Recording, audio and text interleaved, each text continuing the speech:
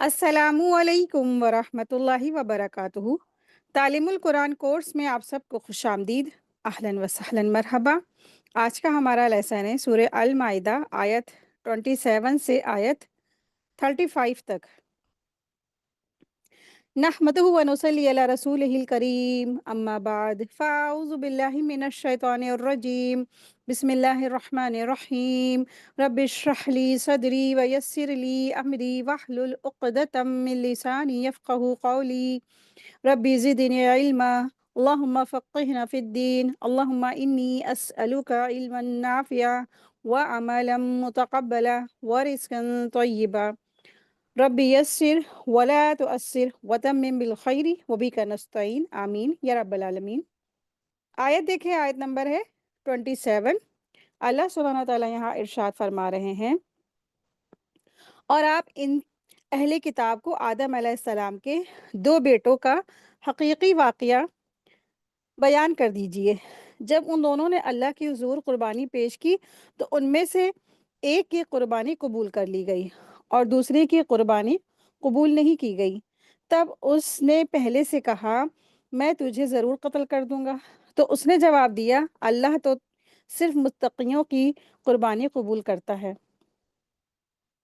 वत्लु अलैहिम, और आप उनके सामने बयान कर दीजिए। यहाँ हुक्म नबी करीम सल्लल्लाहु अलैहि वसल्लम को दिया गया है कि आप इस उम्मत के सामने एक बेहद अहम वाक़या बयान कर दीजिए। यहाँ तिलावत का मतलब सिर्फ़ कुरान पढ़ना नहीं है, बल्कि गहराई से असर और नसीहत के साथ वाक़या को पेश करना है। यानी जो बयान जो दिल को झंझोड़ दे और इंसान की इस्लाह का ज़रिया बन जाए। नबा अब्ना आदम बिल हक़्क़ी, आदम के दोनों बेटों का वाक़या सच्चाई के साथ सुनाइए। तो नबा का मतलब है बड़ी खबर, जिसमें इबरत हो, सबक हो और कोई गहरी बात छुपी हुई हो। यहाँ कोई अफ़साना नहीं बल्कि हकीकत है, यानी बिल्कुल सच बात है, बगैर किसी मिलावट के। बिलहक़ यानी बिल्कुल सच और हकीकत है, और बल्कि ये एक तारीख़ी हकीकत है जो इंसान की पहली नस्ल और उसके अंदर पैदा होने वाली पहली बीमारी हसद को बयान करती है। अल्लाह तबारक ताला ने इस किस्से को बिलहक़ कहा है ताकि साफ़ हो जाए कि इसमें कोई मिलावट नहीं है, बल्कि एक ऐसी मिसाल है जिसे सुनकर इंसान अपने नफ्स की इस्लाह करे और मुआशरे को बुराई से बचाने की तरीका इख्तियार करे। तो इसका मुख्तसर वाक़या ये है, हज़रत आदम अलैहिस्सलाम को अल्लाह तबारक ताला ने मिट्टी से पैदा किया, और अल्लाह तबारक ताला ने आदम अलैहिस्सलाम को नबूवत से सरफ़राज़ फ़रमाया। अल्लाह तबारक ताला ने उनके लिए हज़रत हव्वा अलैहिस्सलाम को पैदा फ़रमाया और फिर उनको हव्वा अलैहिस्सलाम के निकाह में दिया। यानी हज़रत आदम अलैहिस्सलाम का निकाह हज़रत हव्वा अलैहिस्सलाम से कराया। फिर हज़रत हव्वा अलैहिस्सलाम के हर बार जब जुड़वा औलादें होती थी, तो एक लड़का और एक लड़की। जब बच्चे जवान होते और उनके निकाह का मसला दरपेश होता, आदम अलैहिस्सलाम की शरीयत में ये हुक्म था कि एक जुड़वा भाई का निकाह दूसरे जुड़वा की बहन से होता था, ताकि महरम रिश्ते से बचा जाए। तो आपकी शरीयत के मुताबिक एक हमल के लड़के और दूसरे हमल की लड़की का आपस में निकाह कर दिया जाता था। इसी तरह नस्ल इंसानी फैलने लगी। हज़रत आदम अलैहिस्सलाम के दो बेटों हाबील और काबील दो मुख्तलिफ हमलों में से थे, मगर इत्तेफाक से बात ये थी कि हाबील के साथ पैदा होने वाली लड़की की खूबसूरत और शक्ल अच्छी नहीं थी, जबकि काबील के साथ की जो जुड़वा बहन थी वो खूबसूरत थी। अब उस वक़्त की शरीयत के मुताबिक काबील का निकाह हाबील के साथ होना था, तो काबील का निकाह हाबील के साथ पैदा होने वाली लड़की से होना चाहिए था। मगर काबिल उसे पसंद नहीं करता था, बल्कि वो अपनी ही जुड़वा बहन जो खूबसूरत थी बहुत ज़्यादा, उससे निकाह करना चाहता था। हज़रत आदम अलैहिस्सलाम ने उन्हें समझाया कि ऐसा करना दुरुस्त नहीं है। क्यों? क्योंकि ये हुक्म खुदाबंदी के वर्ज़ी के खिलाफ वर्ज़ी करना है। मगर काबिल अपनी ज़िद पर डटा रहा। उधर हाबिल भी उसी लड़की से निकाह करना चाहता था, क्योंकि शरीयत के मुताबिक उसी के निकाह में वो लड़की आनी चाहिए थी।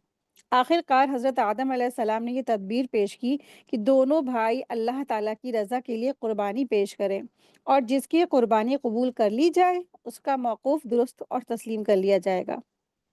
دونوں بھائی اس تجویز پر راضی ہو گئے۔ حابیل کا پیشہ تھا غلہ بانی، یعنی جانور کا پالنا وغیرہ۔ اس نے اپنی بکریوں میں سے ایک سب سے اچھا اور عمدہ جانور چنا اور اسے اللہ تعالیٰ کی راہ میں ذبح کر دیا۔ قابیل کا پیشہ تھا کھیتی کا۔ اس نے اپنی زمین کی اپجاؤ میں سے سب سے ردی گھٹیا مال قربانی کے لیے پیش کر دیا۔ قربانی کی قبولیت کی نشانی اس وقت یہ تھی کہ اس چیز کو ایک مقرر مقام پر رکھ دیا جاتا تھا اور پھر آسمان سے آگ نازل ہوتی اور قبولیت کی صورت میں اس چیز کو جلا کر راکھ کر دیتی تھی۔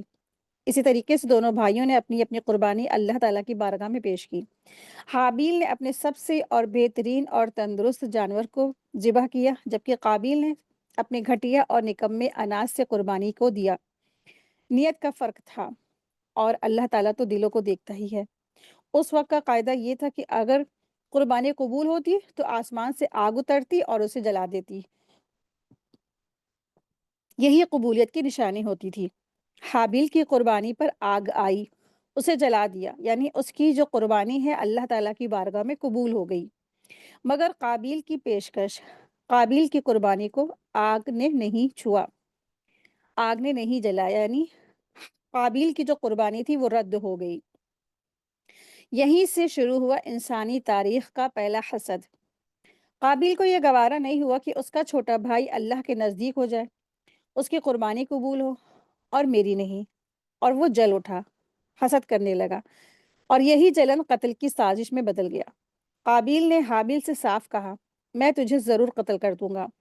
حابیل نے بڑی نرمی اور تقوی سے جواب دیا، اللہ تعالیٰ تو صرف متقی لوگوں کی ہی قربانی قبول کرتے ہیں۔ یہ جواب اپنے اندر سبق چھپائے ہوئے تھا۔ اللہ تعالیٰ نہ شکل دیکھتے ہیں نہ مال دیکھتے ہیں، بلکہ دل کی پاکیزگی، نیتوں کی سچائی اور تقوی دیکھتے ہیں۔ مگر قابیل کا دل حد سے بھر چکا تھا اور اس کے دل میں حسد، جلن، غبض پیدا ہو چکی تھی۔ آخر کار اس نے ایک دن حابیل کو قتل کر ڈالا۔ کہا جاتا ہے کہ اس نے پتھر یا لکڑی سے اس کو قتل کر ڈالا، پتھر یا لکڑی سے مار مار کے اس کو قتل کر دیا، اور یہ انسانیت کا پہلا قتل بن گیا۔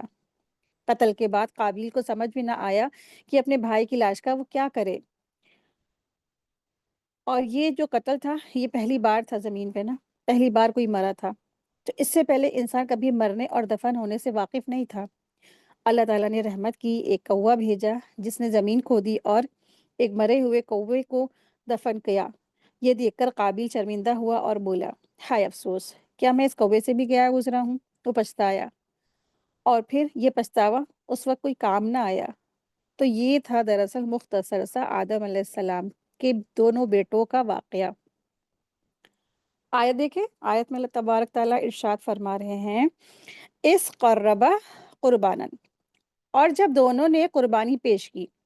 قربانن جو یہاں پہ ورڈ آیا ہے تو اس کا روٹ ورڈ ہے قوف روح با، اس کے معنی ہوتے ہیں قریب ہو جانا، نزدیک ہو جانا۔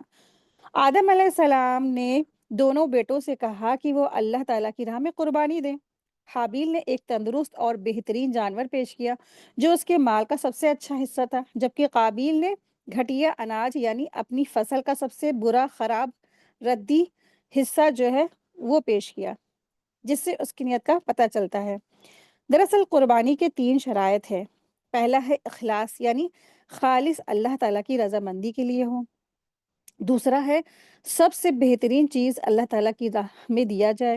تیسرا ہے غیر اللہ کی ذرا سی بھی اس میں شرکت نہ ہو۔ اللہ تعالیٰ ارشاد فرما رہے ہیں،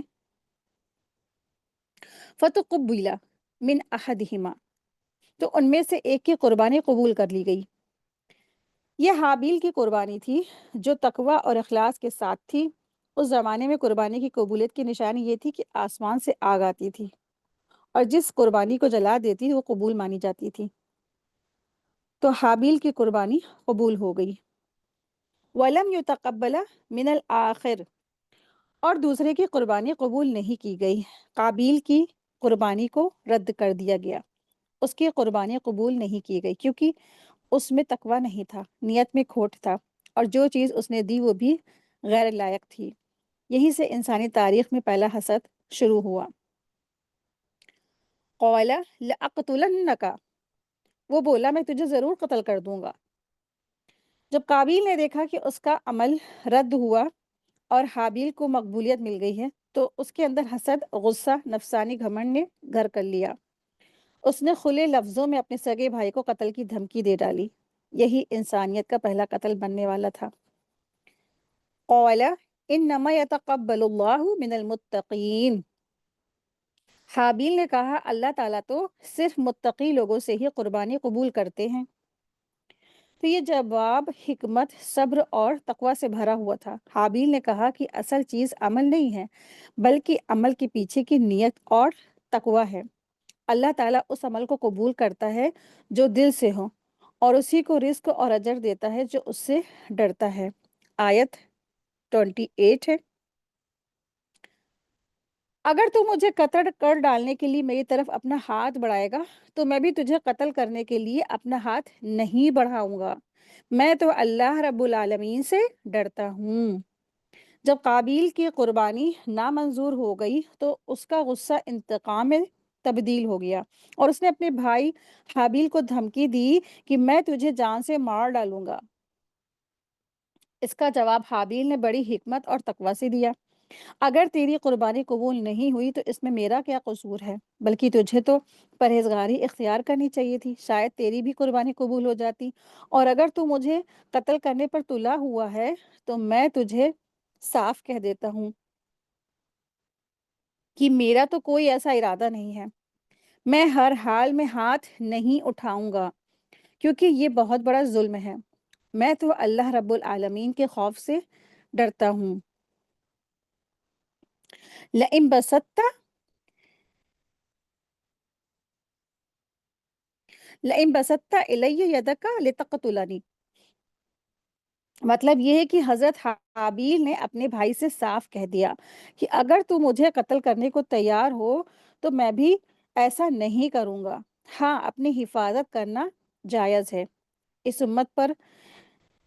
اس پر امت کا اتفاق ہے کہ لیکن اگر دونوں ایک دوسرے کو قتل کرنے کی نیت سے لڑیں تو دونوں جہنم میں جائیں گے، جیسا کہ رسول اللہ صلی اللہ علیہ وسلم نے ارشاد فرمایا، جب دو مسلمان تلوار لے کر ایک دوسرے سے لڑنے لگیں تو قاتل اور مقتول دونوں جہنم میں جائیں گے۔ صحیح بخاری کی حدیث نمبر 31 ہے۔ جب احنف بن قیس رضی اللہ عنہ نے پوچھا یا رسول اللہ صلی اللہ علیہ وسلم، مقتول کا کیا قصور تھا؟ تو آپ نے فرمایا کیونکہ وہ بھی اپنے قاتل کو قتل کرنے کا ارادہ رکھتا تھا۔ ظلم کا جواب ظلم سے نہیں ہے۔ حضرت حابیل کا رویہ سکھاتا ہے کہ اگر کوئی ہمیں ظلم کرے تو ہم بھی ویسے ہی نہ بن جائیں۔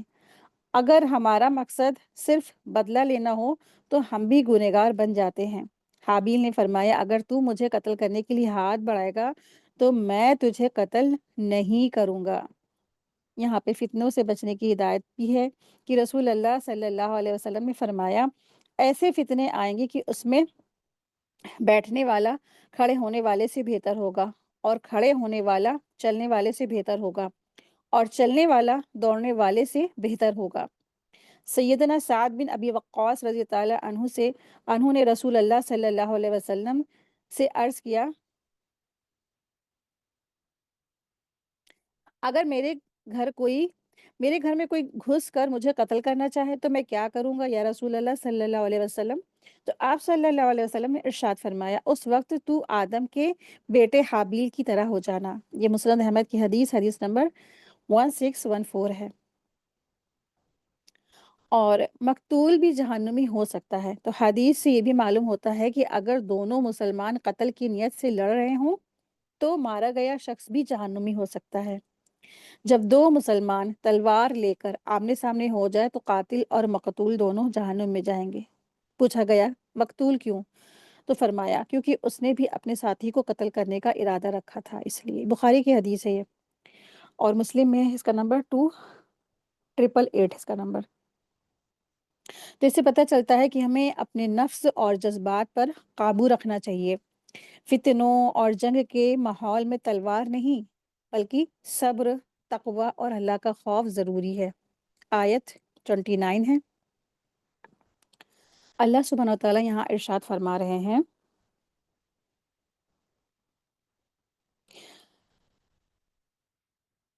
میں تو چاہتا ہوں کہ تو میرا اور تیرا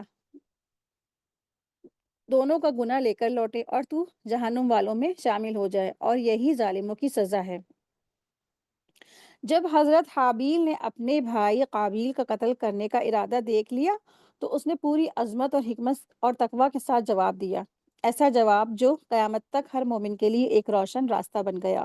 انی ارید ان تبوء باسمی و اسمک، میں چاہتا ہوں کہ تو میرا اور تیرا دونوں کو گناہ لے کر واپس لوٹے۔ تبو جو ورڈ آیا ہے یہاں پر، تبوا کا روٹ ورڈ ہے با واو حمزہ، اس کے معنی ہے پلٹ کر کوئی چیز آ جانا۔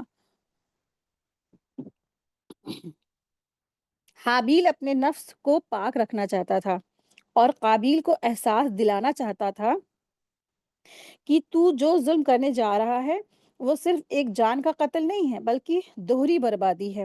پہلا یہ تیرے اپنے گناہ، دوسرا یہ ہے کہ میرا حصہ جو تیرے سر ڈالا جائے گا کیونکہ تو ظلم کر رہا ہے۔ رسول اللہ صلی اللہ علیہ وسلم کی حدیث سے بھی یہ بھی حقیقت واضح ہوتی ہے کہ جب کوئی شخص کسی پر ظلم کرتا ہے، چاہے جان، مال، عزت کا، اگر اس نے معافی نہ مانگی تو قیامت کے دن مظلوم کے گناہ ظالم کے سر پر ڈال دیے جائیں گے۔ فتکون من اصحاب النار، تاکہ تو دوزخ والوں میں شامل ہو جائے۔ وذالک جزاء الظالمین، اور یہی ظالموں کی سزا ہے۔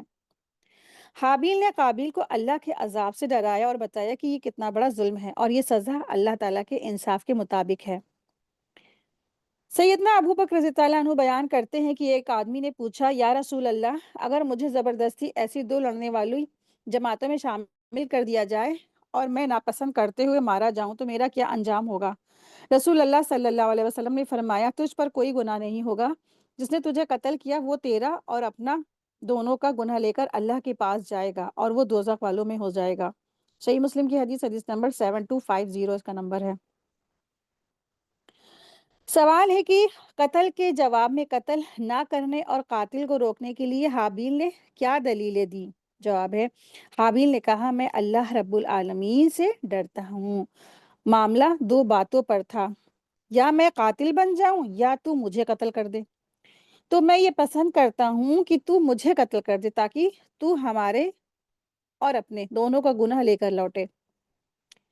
حرام سے رکنے کے لیے حابیل نے قتل کے بھیانک نتیجے بیان کیے تاکہ اس کا بھائی نفرت کرے اور رک جائے۔ اس نے اللہ تعالیٰ کا ڈر اور آخرت کا انجام سامنے رکھا۔ اس آیت میں حضرت حابیل نے صبر و تقوی کے ساتھ تہذیب سے نصیحت دی۔ یہ ہمیں سکھاتا ہے کہ مومن کو ہر حال میں جواب دہی کا احساس رکھنا چاہیے اور دوسروں کے ظلم کو بھی آخرت کی نظر سے دیکھنا چاہیے۔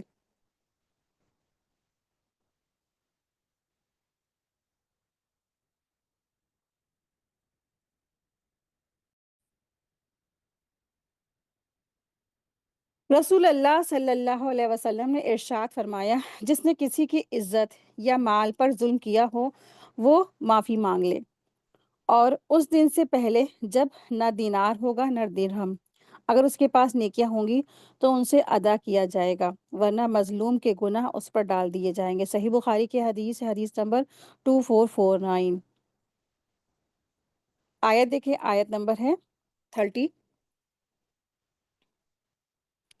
پھر اس کے نفس نے اسے اپنے بھائی کو قتل کرنے پر آمادہ کر دیا تو اس نے اسے قتل کر ڈالا، اور اس طرح سے وہ گھاٹا اٹھانے والوں میں شامل ہو گیا۔ اس آیت میں اللہ تعالیٰ نے انسانی نفس کی وہ خطرناک طاقت بیان کی ہے جو حسرت، حسد اور غصے کی شکل میں ابھرتی ہے اور پھر انسان کو گناہ کی اس گہرائی میں ڈھکیل دیتی ہے جہاں سے لوٹنا ناممکن ہو جاتا ہے۔ فَطَوَّعَتْ لَهُ نَفْسُهُ قَتْلَ أَخِيهِ، یعنی قابیل کے نفس نے اس پر بھائی کا قتل آسان بنا دیا، وہ نفس جس نے حسد کا بیج بو دیا اور غصے کو پانی بنا دیا، اور اس طرح سے اس نے انتقام کی آگ کو ہوا دی۔ یہاں تک کہ اپنے سگے بھائی کی جان لینے پر فیصلہ کر لیا، وہ بھائی جس سے بچپن میں وہ کھیل پیار محبت اور رشتہ جڑا ہوا تھا۔ فَقَتَلَهُ، آخر کار اس نے اسے قتل کر ڈالا۔ فَأَصْبَحُوا مِنَ الْخَاسِرِينَ، یعنی وہ گھاٹا اٹھانے والوں میں شامل ہو گیا، اس نے اپنے ہاتھوں اپنی آخرت کو تباہ کر ڈالا۔ اس کا یہ عمل انسانی تاریخ کا سب سے پہلا قتل بن گیا۔ رسول اللہ صلی اللہ علیہ وسلم نے ارشاد فرمایا، سرکشی اور رشتے توڑنے سے بڑھ کر ایسا کوئی گناہ نہیں ہے جس کی سزا اللہ تعالیٰ آخرت میں دینے کے ساتھ ساتھ دنیا میں بھی جلد نہ دیتا ہو۔ یعنی اسے پتہ چلتا ہے کہ ان دونوں جرم کی سزا اللہ تعالیٰ دنیا میں بھی دیتے ہیں اور آخرت میں بھی سزا دیتے ہیں۔ یہ حدیث تھی ابو داؤد کی حدیث، حدیث نمبر 4902۔ آیت دیکھیں، آیت میں جو لفظ آیا ہے فتوعت، فتوعت کا روٹ ورڈ ہے تو واو عین، اور اس کا معنی ہے آسانی سے راضی ہو جانا، نرمی سے جھک جانا، دل سے تیار ہونا۔ یعنی حابیل کی تقریر کتنی اثردار تھی کہ اس نے کس قدر محبت اور نرمی کے انداز میں سمجھانے کی کوشش کی، لیکن قابیل کی بدبختی اور دل کی سختی کا یہ عالم تھا کہ اس پر ذرا بھی اثر نہ ہوا، بلکہ وہ مقابلے اور ضد میں اتنا آگے بڑھ گیا کہ حتیٰ کہ قتل کے لیے اور زیادہ تیار ہو گیا، اور جیسے ہی موقع ملا اس نے اپنے بھائی کو قتل کر ڈالا۔ فتوعت یعنی اس کے نفس نے قتل کو اس پر آسان بنا دیا، اسے دل سے اس گناہ پر تیار کر دیا، یہاں تک کہ اس نے اسے جائز اور مناسب سمجھ کر ڈالا۔ اس آیت میں اللہ تعالیٰ فرماتے ہیں، پھر ایسا ہوا کہ اس کے نفس نے اسے اپنے بھائی کے قتل پر آمادہ کر دیا تو اس نے اسے قتل کر ڈالا۔ تو یعنی اس کے نفس نے اسے دھیرے دھیرے اس عمل پر تیار کر دیا اور اسے اس کے نظر میں اچھا اور پسندیدہ بنا دیا۔ اصل میں ہر برائی اور گناہ کا یہی حال ہوتا ہے۔ شروعات میں ہر صاف فطرت انسان اس سے رکتا ہے، ہچکچاتا ہے، لیکن نفس اسے دھیرے دھیرے اس طرف جھکاتی ہے اور پھر اسے عمل میں کوئی برائی نظر نہیں آتی بلکہ فائدہ ہی فائدہ محسوس ہوتا ہے۔ یہی بات عام طور پر بھی کہی جاتی ہے کہ فلاں شخص کی خواہش نے اسے اندھا کر دیا۔ قابیل کے ساتھ بھی یہی کچھ ہوا، جس برائی کا اس نے ارادہ کیا تھا اسے بے دھڑک انجام دے دیا، لیکن نتیجہ کیا نکلا؟ حابیل کو شہادت کا مرتبہ نصیب ہوا اور ہمیشہ کے لیے اس کی آخرت کامیاب ہو گئی۔ ایسی زندگی جو دنیا کے لیے نہیں بلکہ آخرت کی کامل فتح تھی، اور قابیل وہ افسوس کرتا رہ گیا، غم کرتا رہا۔ یقیناً دنیا میں بھی اسے کوئی نہ کوئی سزا ضرور ملی ہوگی، لیکن اپنی آخرت تو اس نے اپنے ہاتھوں ہی برباد کر دی۔ اس کی گواہی آج تک قرآن کریم دے رہا ہے، اور یہی انجام ہر اس مجرم کا ہے، چاہے وہ دنیا میں کتنا ہی طاقتور کیوں نہ ہو جائے۔ فَأَصْبَحَ مِنَ الْخَاسِرِينَ، قرآن نے فرمایا یعنی یہ جو نتیجہ نکلا کہ وہ سب سے زیادہ نقصان اٹھانے والوں میں سے ہو گیا۔ اس میں اشارہ ہے کہ جب انسان نہ کسی ایسے امتحان میں مبتلا ہوتا ہے تو اس کے سامنے دو راہیں کھلتی ہے، یا تو وہ اپنے نفس پر قابو پا لے اور کامیاب ہو جائے، یا پھر نفس اس پر قابو پا لے اور وہ نامراد ہو جائے۔ اگر انسان اپنے نفس کو شکست دے دے تو وہ فتح یاب ہوتا ہے، اور اگر اس کا نفس اس پر غالب آ جائے تو اصل میں اس کا دشمن ہی اس پر قابض ہو جاتا ہے اور وہ خود ناکام ہو جاتا ہے۔ یہی معاملہ قابل کے ساتھ ہوا تھا، اس کا نفس اس پر حاوی ہو گیا اور وہ نامراد ہو کر گھاٹا اٹھانے والوں میں شامل ہو گیا۔ اس کا یہ عمل انسانی تاریخ کا سب سے پہلا قتل بن گیا۔ آیت 31۔ پھر اللہ تعالیٰ نے ایک کوا بھیجا جو زمین کریدنے لگا تاکہ وہ اسے دکھائے کہ اپنے بھائی کی لاش کو کیسے چھپائے۔ اس نے کہا، افسوس ہے، کیا میں اس کوے جیسا بھی نہیں رہ سکا کہ اپنے بھائی کی لاش چھپا دیتا؟ تب وہ شرمندہ لوگوں میں سے ہو گیا۔ جب قابیل نے اپنے نیک سیرت بھائی کو مار ڈالا تو کچھ دیر بعد لاش سڑنے اور بدبو پیدا ہونے لگی لاش میں، تو اب اسے سمجھ نہیں آ رہا تھا کہ اب اس لاش کا وہ کیا کرے۔ یہ بات حقیقت ہے کہ زمین پر انسانی نسل میں یہ پہلا قتل تھا، اور وہ بھی ناحق قتل۔ اور زیادہ صحیح بات یہی معلوم ہوتی ہے کہ اس وقت تک کوئی انسان مرا بھی نہیں تھا، ورنہ اگر انسان کی لاش کو دفن کرنے کا طریقہ معلوم ہوتا تو قابیل اس الجھن میں پڑتا ہی نہیں۔ آخر کار اللہ تبارک تعالیٰ نے اس کی رہنمائی کے لیے 2 کوؤں کو بھیجا جو آپس میں لڑ رہے تھے۔ ان میں سے ایک کوے نے دوسرے کو چوچے مار کر ہلاک کر دیا۔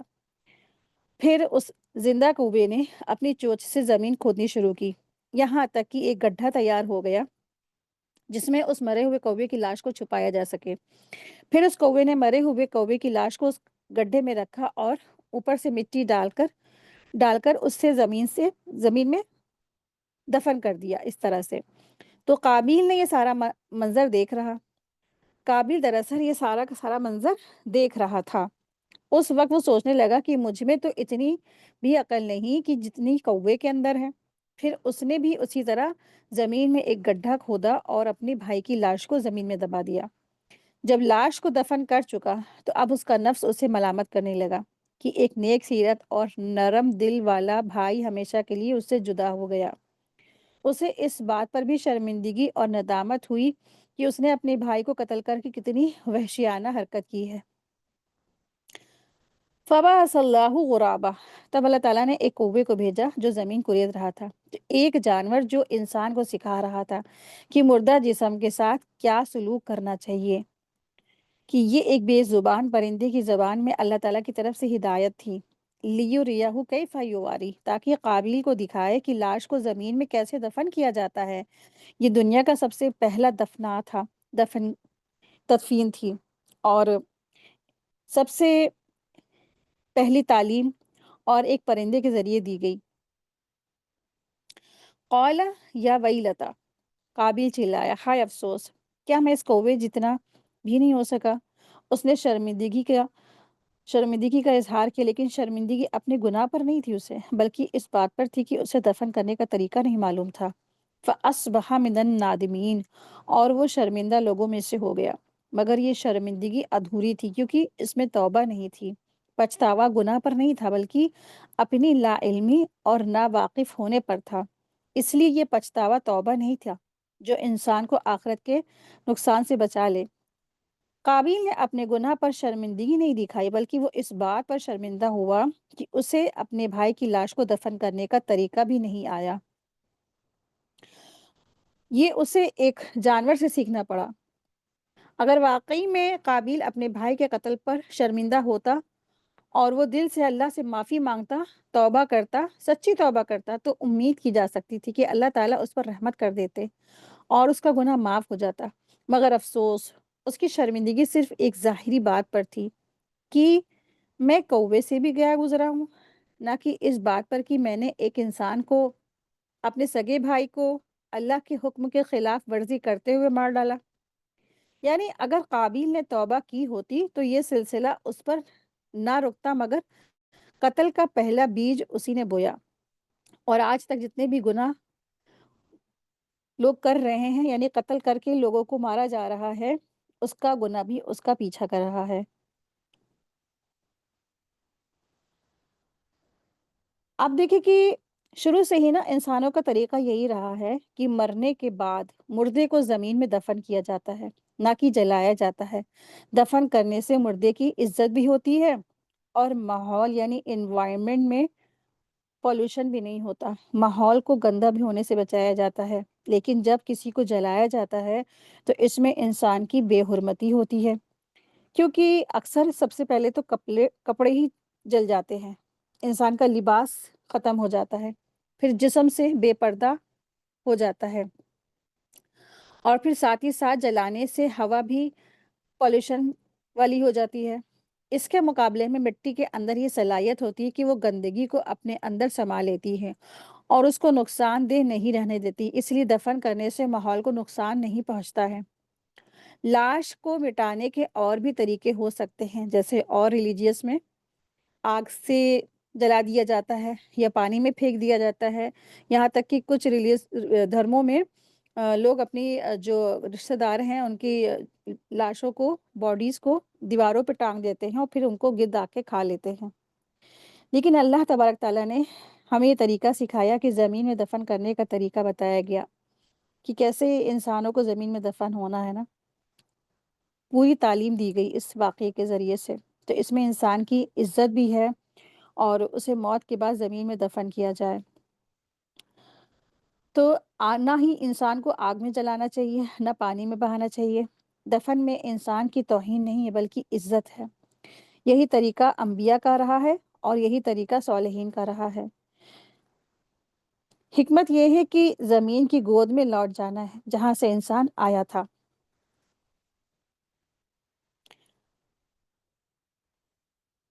آیت دیکھیں، آیت میں اللہ تعالیٰ ارشاد فرما رہے ہیں فَأَصْبَحَ مِنَ النَّادِمِينَ، تو وہ ہو گیا پچھتانے والوں میں سے۔ تو اس کو پچھتاوا کس چیز کا تھا؟ کہ وہ اپنے بھائی کو دفن نہیں کر پایا، ایک اس کو کوے سے تعلیم لینی پڑی۔ تو ہم دیکھتے ہیں اس واقعے سے ہمیں بہت ساری سیکھ ملتی ہے، بہت ساری نصیحت ملتی ہے۔ اس جو واقعہ ہے آدم علیہ السلام کے 2 بیٹوں کا واقعہ، اس واقعے سے جو سب سے گہرائی اور دل میں اترنے والی بات نکلتی ہے وہ یہ ہے کہ اللہ تعالیٰ کی بارگاہ میں قبولیت کا معیار مال کی قیمت یا قربانی کا بڑپن نہیں ہے بلکہ دل کی حالت اور تقوی ہوتا ہے۔ حابیل نے اچھا جانور دیا مگر اس کے پیچھے اس کا اخلاص اور تقوی تھا، اسی لیے وہ قبول ہو گئی۔ دوسری طرف قابیل کی نیت میں کھوٹ تھا، اسی لیے اس کی قربانی رد کر دی گئی، اور جب اس کی ردی کوشش ناکام ہوئی تو اس نے حسد کیا، تکبر اور غرور میں آ کر بھائی کو قتل ہی کر ڈالا۔ یہ واقعہ ہمیں سکھاتا ہے کہ جب اخلاص سے خالی عمل اللہ کے یہاں نامنظور ہوتا ہے تو انسان کا نفس اسے تباہی تک پہنچا دیتا ہے۔ اصل کام یہ ہے کہ ہم اپنے دل کو متقی بنائیں ورنہ سارے اعمال ہمارے بیکار ہو جائیں گے۔ جب نکاح والی بات سامنے آئی تو وہاں سے ایک بے حد نازک اور عبرتناک بات یہ سامنے آتی ہے کہ انسان کا اصل امتحان تب ہوتا ہے جب اس کی چاہت، اس کی نفسانی خواہش اللہ کے حکم سے ٹکرائے۔ قابیل اپنی جڑواں بہن سے نکاح کرنا چاہتا تھا جو خوبصورت تھی، مگر اللہ کی شریعت کہتی تھی کہ اس کا نکاح دوسرے حمل والے لڑکی سے ہونا چاہیے تھا۔ یہی مقام تھا جہاں قابیل نے شرعی حکم کو اپنی خواہش پر قربان کرنے سے انکار کر دیا اور ضد اور حسد اور سرکشی کی راہ اختیار کی۔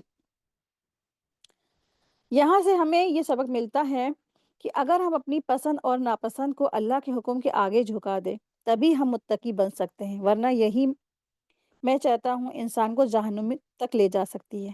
ٹھیک ہے، تو اس کی اپنی چاہ، وہ کیا چاہتا ہے کہ بس میں یہی چاہتا ہوں، یہ جو چاہ ہے نا انسان کو، یہ جو خواہشات ہے نا انسان کو جہنم تک لے جا سکتی ہے۔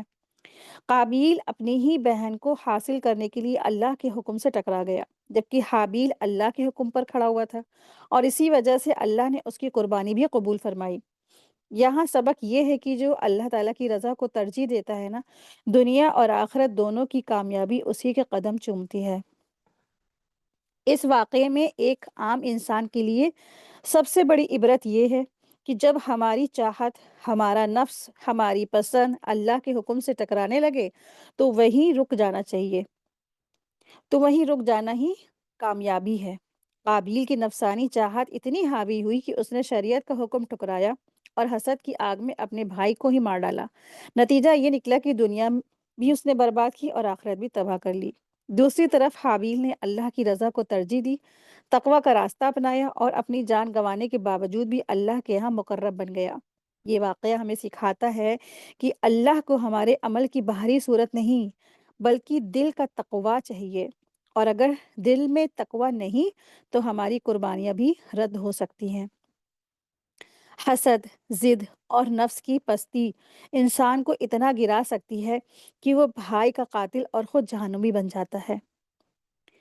اصل کامیابی اسی میں ہے کہ انسان اپنے ہر خواہش کو اللہ کے حکم کے آگے جھکا دے۔ قربانی سے ہمیں یہ سیکھ ملتی ہے کہ اللہ تعالیٰ کے قریب پہنچنے کا راستہ جانور ذبح کرنے سے نہیں ہے بلکہ دل کی نیت اور تقوی سے کھلتا ہے۔ حابیل نے جانور تو ذبح کیا لیکن ساتھ میں اپنا نفس، اپنی چاہت اور اپنے غرور کو بھی اللہ کی راہ میں قربان کیا، اور اللہ نے اسی کی قربانی قبول فرمائی۔ اصل قربانی یہ ہے کہ انسان وہ چیز اللہ کو دے جس سے اسے سب سے زیادہ محبت ہو، پھر چاہے وہ مال ہو، رتبہ ہو یا اپنی ضد ہی کیوں نہ ہو۔ یہ ہمیں سکھاتا ہے کہ جب تک دل کی زمین پر تقویٰ نہ بویا جائے تب تک کوئی قربانی اللہ تک نہیں پہنچتی۔ حسد کی تاریخ بہت پرانی ہے۔ اس کا پہلا بیج خود شیطان نے بویا جب اس نے آدم علیہ السلام کو سجدہ کرنے سے انکار کیا اور کہا کہ میں اس سے بہتر ہوں۔ یہی گھمنڈ اور حسد اسے اللہ کی رحمت سے ہمیشہ کے لیے دور لے گئی۔ پھر یہی بیماری انسانوں میں بھی آ گئی جب قابیل نے دیکھا کہ حابیل کی قربانی قبول ہو گئی ہے اور اس کی نہیں، تو اس نے جلن میں آ کر اپنے بھائی کو قتل کر ڈالا۔ اس طرح حسد ہی پہلا گناہ تھا جس نے شیطان کو لعنت کا حقدار اور انسان کو پہلا قاتل بنا دیا۔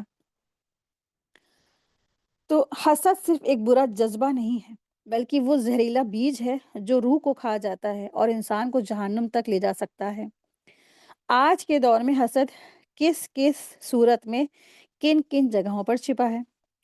آج ہم حسد کرتے ہیں جب کسی کا کامیاب ہونا ہمیں چبھنے لگتا ہے، کسی کا اچھا گھر، خوبصورت بیوی، نیک اولاد، بچے، شوہر، گھر، مکان اور بزنس یا نیم فیم یا دینی مقام دیکھ کر دلوں میں جلن اٹھے اور ہم چاہیں کہ یہ اس کے پاس نہ ہوتا، تو یہی حسد ہے۔ یہ ہمارے لہجے میں، آنکھوں کے انداز میں، باتوں کی تلخی میں، دوسروں کی برائی تلاش کرنے کی عادت میں ظاہر ہوتا ہے۔ جب ہم کسی کی تعریف سن کر دل سے خوش نہیں ہوتے بلکہ اندر ہی اندر بے چینی محسوس کرتے ہیں، تو یہی اس بات کی علامت ہے کہ حسد ہمارے دل میں گھر کر چکا ہے۔ یہ بیماری آج ہر رشتے، ہر جگہ موجود ہے۔ چاہے بھائی بھائی ہوں، چاہے بھائی بہن ہوں، چاہے بہنیں بہنیں ہوں، چاہے دوست ہوں، چاہے رشتے دار ہوں، یہاں تک کہ دینی خدمت کرنے والوں میں بھی یہ داخل ہو چکا ہے۔ حسد آج دینی خدمت کے میدان میں بھی گھر کر چکا ہے اور کبھی کبھی یہ دوسروں سے زیادہ خطرناک بن جاتا ہے۔ جب کوئی عالم زیادہ کامیاب ہو جائے تو اس کی تعلیم میں لوگ کھینچے چلے آتے ہیں، اس کا بیان مشہور ہو جائے، اور کچھ دل ایسے ہوتے جو اس کی کامیابی کو دیکھ کر خوش نہیں ہوتے بلکہ اندر ہی اندر جلنے لگتے ہیں، برائی تلاش کرتے ہیں، الزام لگاتے ہیں اور اس کی نیت کو شک کی نگاہ سے دیکھنے لگتے ہیں۔ کئی بار دعوت، تفسیر یا مدارس کے میدان میں مقابلہ اتنا حاوی ہو جاتا ہے کہ اخلاص پیچھے رہ جاتا ہے اور کون آگے ہے کی ہوڑ شروع ہو جاتی ہے۔ یہی حسد کی شکل ہے جو دین کے لباس میں چھپ جاتی ہے۔ سبق یہ ہے کہ جب دین کی خدمت اخلاص سے ہٹ کر شہرت، تسلیم اور بڑھت کی لڑائی بن جائے تو سمجھ لیجئے کہ یہ حسد نے وہاں بھی ڈیرا ڈال لیا ہے۔ اس لیے ہر داعی، عالم اور خادم کو روز دل کا جائزہ لینا چاہیے۔ کیا میں اللہ کی رضا چاہتی ہوں یا لوگوں کی تعریف؟ یہی سوال ہمیں حسد سے بچا سکتا ہے۔ گھروں کے اندر بھی حسد ہوتا ہے، بہن کو بھائی کو، بھائی بہن کو، بہن بہن کو، بہو کو ساس سے، ساس کو بہو سے۔ کیوں؟ اسے کیوں زیادہ محبت ملی؟ کیوں اس کے بچے زیادہ کامیاب ہیں؟ کیوں اس کی بات مانی جاتی ہے؟ کیوں اس کی اس گھر میں چلتی ہے نا، وغیرہ وغیرہ۔ تو رشتوں میں حسد، جیسے اس کے بیٹے کو اتنی اچھی نوکری مل گئی، یا اس کا گھر اتنا عالیشان کیسے بن گیا، یا بزنس میں حسد ہے کہ اس کا بزنس اتنا زیادہ چل رہا، میرا نہیں، وہ ضرور کچھ غلط کر رہا یا حرام کما رہا ہے۔ اس طرح سے دوسروں کی کامیابی دیکھ کر دل جلتا ہے اور تعریف کرنے سے لوگ کتراتے ہیں۔ آج حسد ہمارے دل، لہجے، نظر و رویوں میں اتنی خاموشی سے داخل ہو چکا ہے کہ ہمیں احساس بھی نہیں ہوتا ہے، اور یہی سب سے بڑا دھوکہ ہے۔ جب کسی کی نعمت کو دیکھ کر دل میں بوجھ محسوس ہو، زبان پہ تعریف نہ آئے اور چاہے کہ دل ہمارا جو ہے اس کے پاس سے ہٹ جائے، تو دل ہمارا چاہے کہ ہم اس کے پاس سے بالکل ہٹ جائیں، جو چیزیں اس کو نعمتیں ملی ہیں اس کے پاس سے وہ چھن جائے، چلی جائے، تو سمجھ جائیے کہ حسد ہمارے دل میں گھر کر چکا ہے۔ حسد کا معنی کیا ہے؟ حسد دراصل حسد یحسد حسدہ سے ہے۔ اس کے معنی ہوتے ہیں دوسرے کے پاس جو نعمت ہے نا اس پر جلنا اور یہ تمنا کرنا کہ جو وہ نعمت اس کے پاس موجود ہے وہ اس سے چھن جائے۔ یعنی صرف رشک نہیں ہے کہ میرے پاس بھی وہ ہو جائے، بلکہ یہ بری خواہش کہ اس کے پاس سے چلی جائے، پھر چاہے مجھے ملے یا نہ ملے۔ یہی اصل حسد ہے۔ حسد کا مفہوم ہے کہ حسد دل کی وہ بیماری ہے جو انسان کو دوسروں کی نعمتیں برداشت کرنے نہیں دیتی ہے۔ جب کوئی کامیاب ہو، کوئی اور اللہ کی طرف مکرم ہو، کسی کو نعمت، عزت، شہرت یا اولاد ملے، تو حسد کرنے والا چاہتا ہے کہ یا تو میں سب سے اوپر ہی رہوں یا پھر کسی اور کو کچھ نہ ملے۔ یہ جذبہ شیطان کی پہلی غلطی تھی۔ جب اس نے آدم علیہ السلام کو سجدہ کرنے سے انکار کیا تھا اور کہا تھا انا خیر منہ، کہ میں اس سے بہتر ہوں، تو حسد کی سزا بھی بہت زیادہ ہے۔ حسد جہنم کا راستہ کھول دیتی ہے۔ حسد سے قتل کا پہلا گناہ ہوا۔ حسد سے فرعون، یہود، منافقین سب برباد ہو گئے۔ حسد کرنے والا اکثر بغاوت، تہمت، چغلی اور ظالمانہ قدم اٹھاتا ہے۔ قرآن میں آتا ہے سورہ نساء کی آیت نمبر 54 میں، کیا یہ لوگوں سے اللہ کے فضل پر جلتے ہیں جو انہیں اللہ نے دیا ہے؟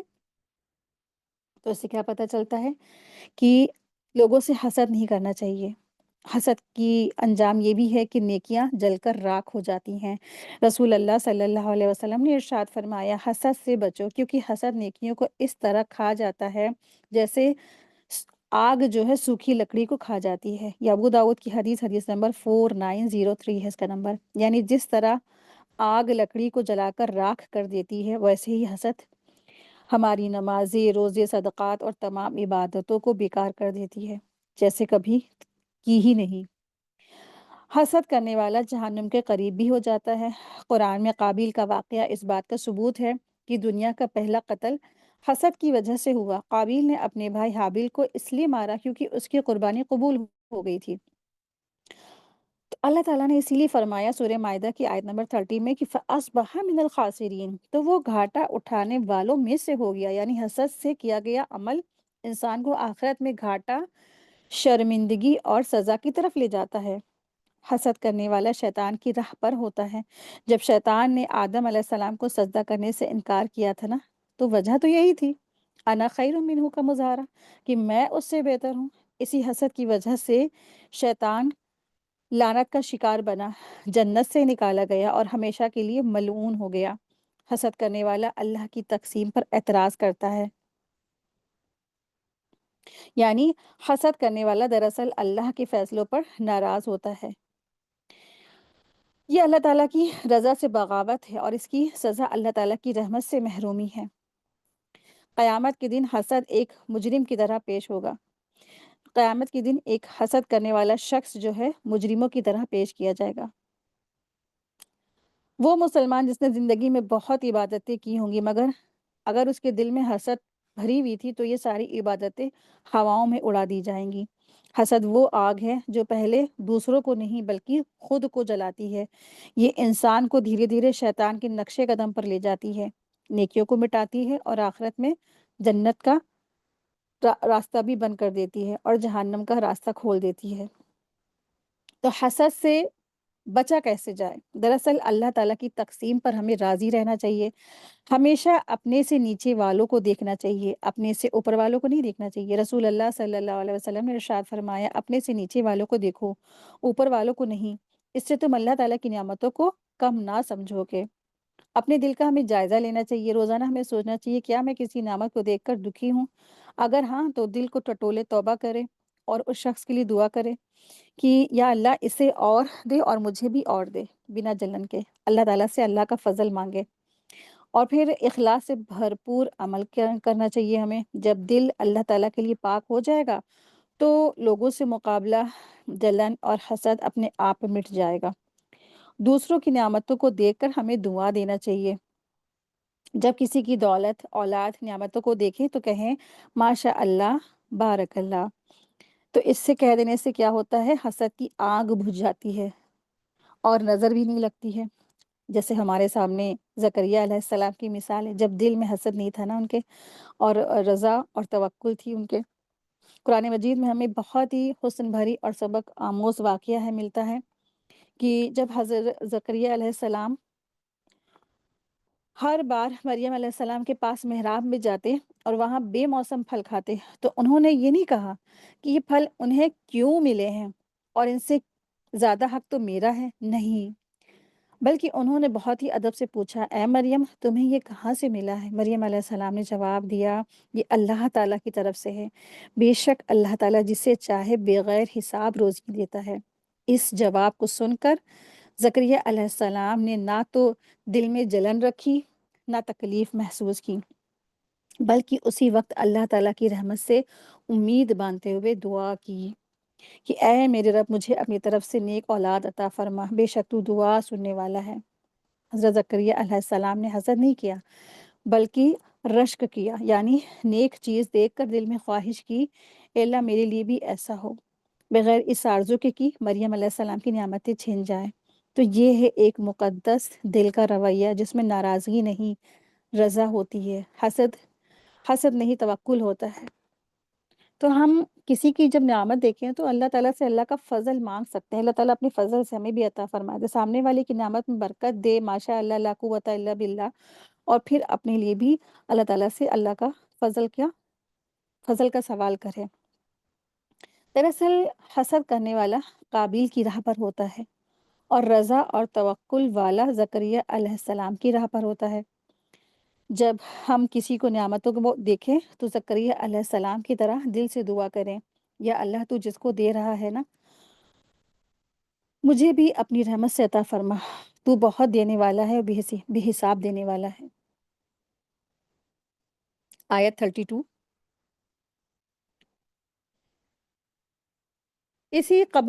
اسی قابیل کے قتل کی وجہ سے ہم نے بنی اسرائیل پر یہ حکم لکھ دیا کہ جو کوئی کسی جان کو ناحق، یعنی نہ کسی جان کے بدلے نہ زمین کے بدلے میں فساد کرنے کی وجہ سے قتل کر دے گا تو اس نے گویا ساری انسانیت کو قتل کر ڈالا، اور جس نے ایک جان کو بچا کر زندگی دی تو اس نے گویا پوری انسانیت کو زندگی دے دی۔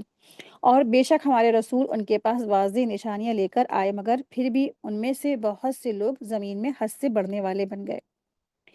کسی کو ناحق قتل کرنا اللہ کی نظروں میں ایک بہت بڑا جرم ہے، اور اس کی وجہ سے جو شر اور فساد کا خطرناک دروازہ کھلتا ہے نا، اسے بند کرنا بے حد مشکل کام ہوتا ہے۔ اسی لیے اللہ تعالیٰ نے یہ حکم نازل فرمایا کہ جو کوئی کسی کو ناحق قتل کر دے گا یا زمین میں فساد پھیلانے کے لیے کرے گا تو ایسا کرے گا تو گویا کہ اس نے تمام انسانیت کا قتل کر دیا۔ اور جو کوئی کسی کی زندگی بخشے گا، یعنی کسی کی زندگی بچائے گا یا کسی کی زندگی بچانے کا ذریعہ بنے گا، چاہے معافی دے کر یا کسی اور طرح سے، تو ایسا ہے جیسے اس نے پوری انسانیت کو زندگی بخشی، پوری انسانیت کی زندگی بچائی۔ من اجل ذالکا، اسی وجہ سے، یعنی حضرت آدم علیہ السلام کے بیٹوں کے اس واقعے سے کے بعد جس میں ایک بھائی نے دوسرے بھائی کو ناحق قتل کر دیا اور قتل کی بنیاد دنیا میں رکھ دی گئی، اور یہ صاف ہو گیا کہ قتل انسانی معاشرے کے لیے کتنا تباہی لانے والا عمل ہے۔ اللہ تعالیٰ نے اس سخت گناہ کے جواب میں ایک بنیادی اصول قائم کر دیا۔ قَتَبْنَا عَلَى بنی اسرائیل، ہم نے بنی اسرائیل پر لکھ دیا۔ بنی اسرائیل کو تورات کے یہ حکم دیے گئے کہ جان لینا یا بچانا دونوں بہت وسیع اثر رکھنے والے عمل ہیں۔ ان پر اللہ تعالیٰ نے شریعت میں سخت اصول قائم کر دیے ہیں۔ انہ من قتل نفسا، کہ جو کوئی کسی جان کو قتل کرے، یہاں نفس کسی بھی گناہ انسان، یہاں پر جو نفس ہے نا وہ کسی بھی بے گناہ انسان کی جان کے لیے ہے، چاہے وہ کسی بھی مذہب یا نسل سے ہو۔ انہ من قتل نفسا بغیر نفس او فساد فی الارض، کہ جس نے کسی جان کو قتل کیا نہ کسی جان کے بدلے میں اور نہ زمین میں کوئی فساد کرنے کی وجہ سے، یعنی جو کسی انسان کو نہ تو قصاص کی وجہ سے اور نہ ہی کسی بغاوت، ڈکیتی یا زمین میں فساد کی وجہ سے، بلکہ بے گناہ قتل کرتا ہے تو یہ اللہ کے نزدیک بہت بڑا جرم ہے۔ بغیر نفس اور فساد فی الارض، بغیر اس کے کہ اس نے کسی کو قتل کیا ہو یا زمین میں فساد پھیلایا ہو۔ تو بغیر نفس اور فساد فی الارض، بغیر اس کے کہ اس نے کسی کو قتل کیا ہو یا زمین میں فساد پھیلایا ہو، تو اس میں دو حالتوں کا ذکر ہے جن میں کسی شخص کو قتل کیا جانا شریعت میں جائز ہو سکتا ہے۔ پہلی حالت یہ ہے نفس، یعنی کسی کو ناحق قتل کرنا۔ اگر کوئی انسان کسی بے قصور شخص کو جان بوجھ کر قتل کر دے تو وہ خود واجب القتل بن جاتا ہے، اس پر شریعت میں قصاص لاگو ہوتا ہے، جیسے کہ قرآن میں کہا ہے۔ قرآن میں سورہ بقرہ آیت نمبر 179 میں اللہ تعالیٰ نے ارشاد فرمایا ہے وَلَكُمْ فِي الْقِصَاصِ حَیَاةٌ، کہ تمہارے لیے قصاص میں زندگی ہے، یعنی کہ قتل کے بدلے میں قصاص۔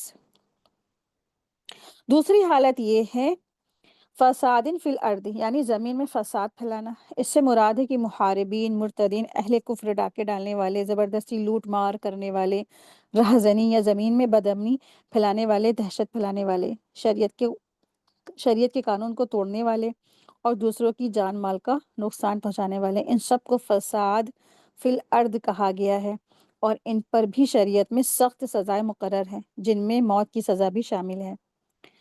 تو اس سے پتہ چلتا ہے کہ دو حالتیں ہیں کہ قصاص اور زمین میں فساد کی وجہ سے حد کی سزا، یعنی دو حالتوں میں قتل کی اجازت ہے۔ جن صورتوں میں قتل جائز ہے، پہلا ہے قتل کے بدلے قتل یعنی قصاص ہے، دوسرا ہے رجم، یعنی شادی شدہ مرد یا عورت اگر زنا کرے تو ان کو رجم کر دیا جائے گا۔ تیسری صورت ہے ارتداد، یعنی کوئی اسلام لا کر مرتد ہو جائے۔ چوتھی ہے جنگ کی حالت میں دشمن کے فوج میں افراد کو مارنا جب وہ اسلامی ریاست سے لڑ رہا ہو، تو یہ قتل بھی شریعت کی نظر میں جائز ہے، کیونکہ یہ دفاعی کارروائی ہوتی، نہ کہ نجی انتقام۔ ان چار صورتوں کے علاوہ جو بھی قتل ہوگا وہ قتل ناحق کہلائے گا اور فساد فی الارض کے دائرے میں آئے گا۔ اور ایسے ہی قتل کے بارے میں اللہ تعالیٰ نے یہ لکھا ہے کہ جس نے ایک انسان کو بھی ناحق طور پر قتل کیا، اس نے گویا تمام انسانوں کو قتل کر دیا، کیونکہ ایسا شخص پوری انسانیت کا اور امن کا دشمن ہوتا ہے، اور جب لوگ اسے یہ جرم کرتے ہوئے دیکھتے ہیں تو پھر وہ بھی اس جرم پر دلیر ہو جاتے ہیں۔ اس لیے اس جرم کی سزا کو اتنے سخت الفاظ میں بیان کیا گیا ہے۔ فَكَأَنَّمَا قَتَلَ النَّاسَ جَمِيعًا، تو ایسا ہے جیسے کہ اس نے پوری انسانیت کو قتل کر دیا۔ ایک بے گناہ کو مارنا معاشرے کی بنیادی حفاظت کے خلاف ہے۔ یہ عمل پورے انسانی نظام کو تباہ کرنے جیسا ہے۔ اس کا مطلب یہ نہیں ہے کہ واقعی سب مر گئے، بلکہ اللہ کے نزدیک یہ اتنا سنگین جرم ہے کہ گویا کسی ایک بے گناہ کو مارنا ایسا ہے جیسے اس نے پورے سارے انسانوں کو مار دیا، اتنا بڑا گناہ ہے۔ ومن احیاہا، اور جس نے کسی جان کو زندہ رکھا، کسی کو موت سے بچا لینا، جیسے کسی بھوک یا بیماری یا ظلم یا ڈوبنے یا آگ یا قتل سے ہونے سے، یہ بھی اتنا ہی عظیم عمل ہے۔ اللہ کے خوف سے کسی کو نہ مارنا بھی اس میں شامل ہے۔ فَكَأَنَّمَا أَحْيَا النَّاسَ جَمِيعًا، تو یہ ایسا ہے جیسے اس نے پوری ساری انسانیت کو زندہ کر دیا، یعنی جس نے کسی ایک انسان کی جان بچائی گویا اس نے سارے انسانوں کی جان بچائی۔ تو اس آیت کی روشنی میں کسی کو جان بچانے کا مطلب ہے کہ کسی بھی انسان کی جان کو بچا لینا، چاہے وہ قتل سے بچانا ہو، جیسے کسی کو کوئی مارنے والا آگے بڑھ رہا ہے تو اپنے آپ بیچ بچاؤ آ کر کے اس کی جان بچا لے۔ دوسرا یہ ہے کہ جیسے کوئی بھوکا ہے، اس کو کھانا وغیرہ کھلا دینا، یا بیماری میں اس کا علاج کر دینا، یا ڈوبنے والا ہے اس کو بچا لینا، یا کسی طرح سے کوئی بھی حادثے میں، کوئی بھی ایکسیڈنٹ میں یا کوئی ظلم میں، تشدد میں کسی کی جان بچا لینا، یا پھر علاج وغیرہ کرا دینا، یا کسی کو خون وغیرہ کی ضرورت ہے اسے دے دینا، یا کسی مصیبت زدہ کی مدد کر دینا جس سے کہ اس کی جان بچ جائے۔ قانونی یا شرعی طریقے سے کسی بے گناہ کو موت کی سزا سے بچا لینا، تو یہ سارے چیزیں اس میں آتی ہیں۔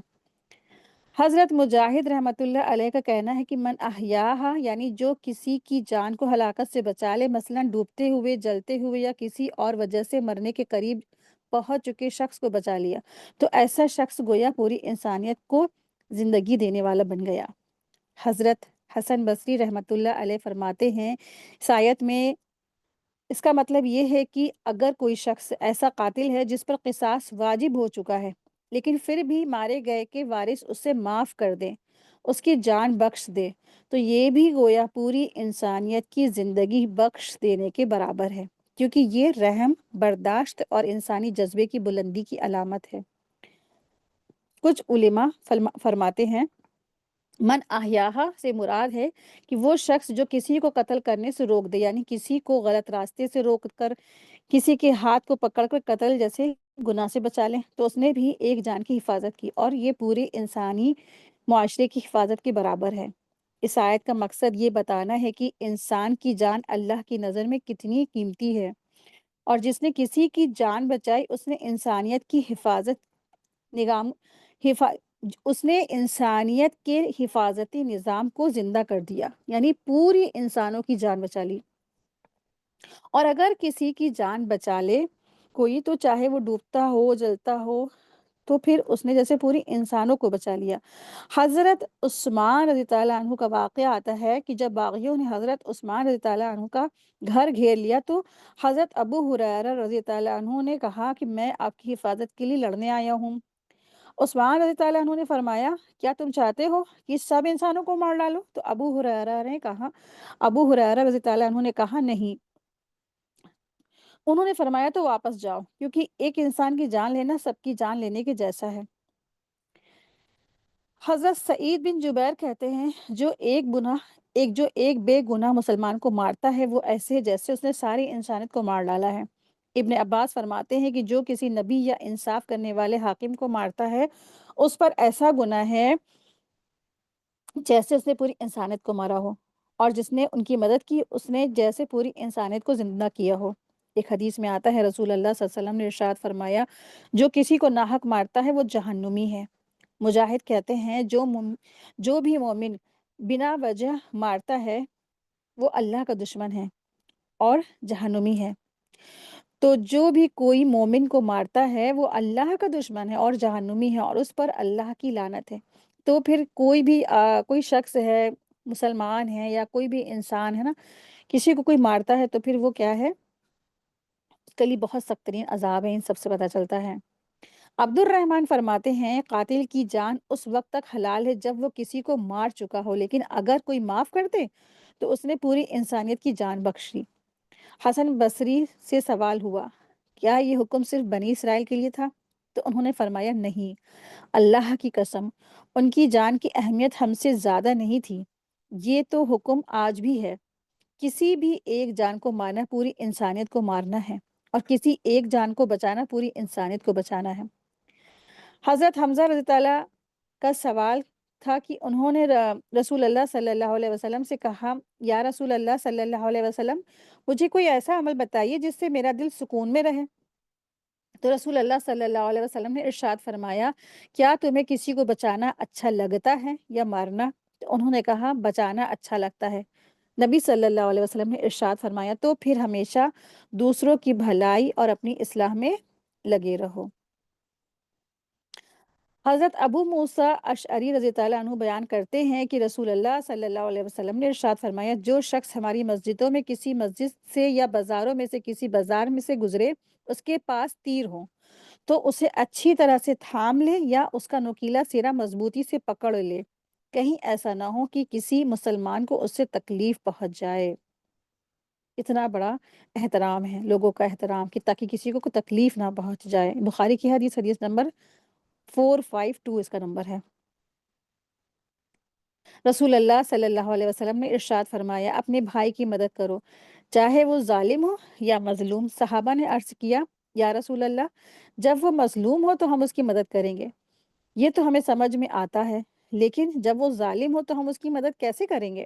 رسول اللہ صلی اللہ علیہ وسلم نے ارشاد فرمایا ظالم کی مدد یہ ہے کہ اس کا ہاتھ پکڑ لو، یعنی اسے ظلم سے روک دو۔ یہ بخاری کی حدیث نمبر 3444 ہے۔ وَلَقَدْ جَاءَتْهُمْ رُسُلُنَا بِالْبَيِّنَاتِ اور ہمارے رسول ان کے پاس واضح دلیلوں کے ساتھ آئے۔ پیغمبروں نے صاف روشن اور عظیم دلیلوں سے ہدایت دی تاکہ کوئی بہانہ باقی نہ رہ جائے۔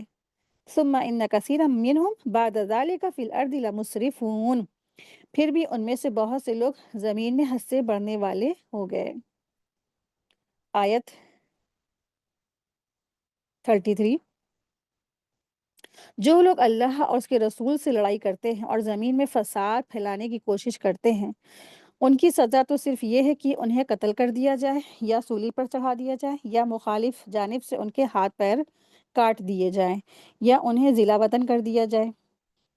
یہ ان کے لیے دنیا میں رسوائی ہے اور آخرت میں ان کے لیے بڑا عذاب تیار ہے۔ انما جزاء الذین یحاربون اللہ ورسولہ بے شک جو لوگ اللہ اور اس کے رسول سے لڑائی کرتے ہیں۔ دراصل یہ آیت محاربہ کہلاتی ہے۔ یہاں پر جو لفظ آیا یحاربونا، یحاربونا کا روٹ ورڈ ہے ہا رو با، اس کا مطلب ہوتا ہے جنگ کرنا، لڑائی کرنا، دشمنی دکھانا۔ عربی زبان میں اس لفظ کا استعمال صرف ہتھیار اٹھا کر جنگ کرنے کے لیے نہیں ہوتا ہے بلکہ یہ لفظ ایسی تمام حرکتوں پر بھی استعمال ہوتا ہے جو کسی کے خلاف سازش، دشمنی، شریعت کی مخالفت یا زمین میں فساد پھیلانے کی نیت سے کی جاتی ہو۔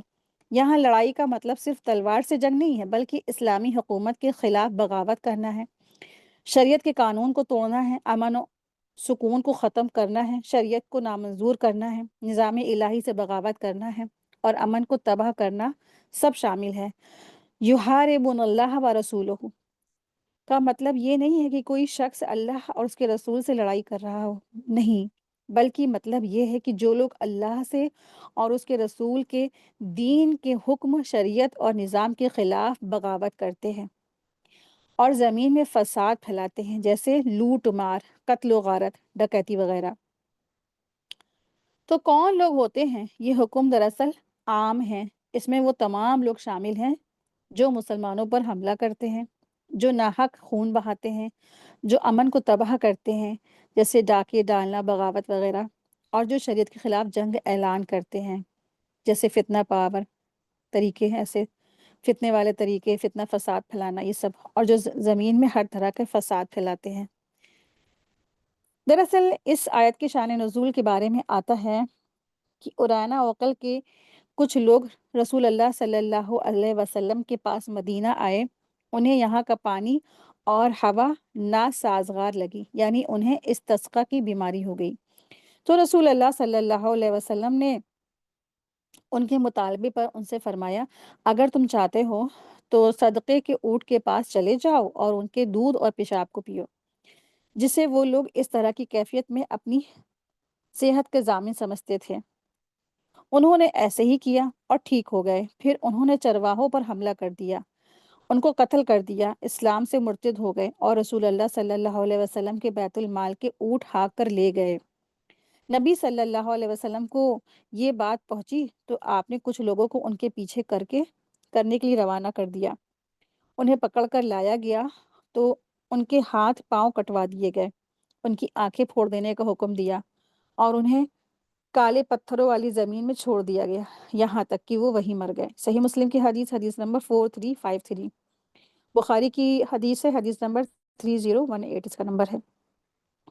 تو اس حدیث میں آپ صلی اللہ علیہ وسلم نے ارشاد فرمایا ہے کہ ان لوگوں کو، ایسے لوگوں کو جو بیماری ہو گئی تھی نا استسقا کی، تو ان سے کہا کہ جاؤ اونٹوں کے دودھ اور پیشاب کو علاج کے طور پر استعمال کرو، تو انہوں نے ایسا کیا تو پھر وہ ٹھیک ہو گئے۔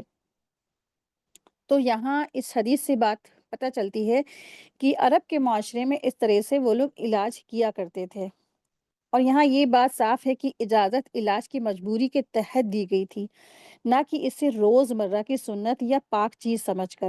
یہ حدیث علاج کی ایک وقتی تدبیر تھی اور اس کا دین یا سنت سے کوئی تعلق نہیں ہے۔ شریعت کا اصول ہے کہ علاج کی مجبوری میں رخصت ہے۔ اسلام میں ایک فقہی قاعدہ ہے کہ شدید مجبوری میں منع کی گئی چیزیں بھی وقتی طور پر جائز ہو سکتی ہیں، جیسے اگر کوئی بھوک سے مر رہا ہو اور پاس میں صرف مردار موجود ہو تو جان بچانے کے لیے تھوڑا سا کھا سکتا ہے۔ بالکل ٹھیک اسی طرح سے اونٹ کے پیشاب کی اجازت بھی ایک مجبوری اور علاج کے تحت تھی۔ کچھ ریسرچ اور عربی طب میں بتایا گیا ہے کہ اونٹ کے پیشاب میں کچھ ایسے فائدے ہوتے ہیں جیسے کہ اینٹی بیکٹیریل، لیور ڈیٹاکسیفائر ہے، یا اسکن ٹریٹمنٹ میں، ان سب میں کچھ ایسی بیماریاں ہوتی جس میں یہ فائدہ کرتا ہے۔ تو لیکن کیا آج کے دور میں اونٹ کا پیشاب استعمال کرنا ہے؟ کیسا ہے؟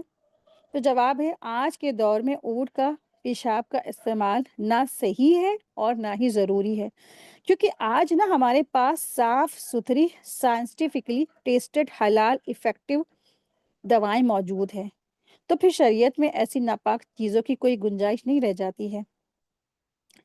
کہ فقہی حکمت ہے کہ جو چیز علاج کی مجبوری میں اجازت پاتی ہے، جب وہ مجبوری ختم ہو جائے تو پھر اس کا عمل کرنا جائز نہیں رہتا ہے۔ امام نووی رحمۃ اللہ علیہ فرماتے ہیں، اس حدیث کا تعلق ایک خاص حالت اور مخصوص لوگوں سے تھا، اسے عام نہیں کیا جا سکتا ہے۔ اونٹ کے پیشاب میں کچھ طبی فائدے ممکن ہیں، مگر سائنس نے انہیں آج تک پوری طرح اپروو نہیں کیا ہے۔ نبی صلی اللہ علیہ وسلم نے اسے مجبوری اور علاج کی وجہ سے کچھ بیمار لوگوں کو بطور رخصت اجازت دی تھی۔ آج کے دور میں اس کا استعمال ناجائز ہے کیونکہ ہر بیماری کا صاف حلال علاج موجود ہے۔ پیشاب جیسی ناپاک چیز کو عبادت، تبرک یا عادت بنانا دین میں بدعت ہوگی۔ اونٹ کا پیشاب شریعت میں کبھی دین یا سنت کے طور پر ثابت نہیں ہے۔ یہ تو بس ایک علاج کی وقتی تدبیر تھی۔ نہ آج اس کی ضرورت ہے، نہ یہ دین کا حصہ ہے۔ اب سوال اٹھتا ہے کہ پیشاب تو نجاست ہے، تو وہ پیا کیسے جا سکتا ہے نا؟ تو عام طور پر انسان یا جانور کا پیشاب ناپاک اور حرام ہے۔ نہ صرف پینا بلکہ اس کا لباس پر لگنا بھی ناپاکی ہے۔ لیکن وہ معاملہ دراصل ایک علاج کا تھا، نہ کہ خوراک کا۔ بخاری کی حدیث میں ان لوگوں کی بات بھی ہے جو بیمار تھے، مدینہ کی آب و ہوا سے متاثر ہو گئے تھے، ان کو استسقاء کی بیماری ہو گئی تھی۔ رسول اللہ صلی اللہ علیہ وسلم نے طبی حکمت اور الہامی رہنمائی کے تحت انہیں اونٹ اور دودھ کا پیشاب ملا کر پینے کو کہا تھا، علاج کے طور پر۔ یعنی نہ یہ فرض ہے، نہ یہ سنت ہے، نہ خوراک ہے، نہ عبادت ہے۔ یہ ایک شفا والی تدبیر تھی جو خاص وقت اور خاص حکمت کے تحت دی گئی تھی۔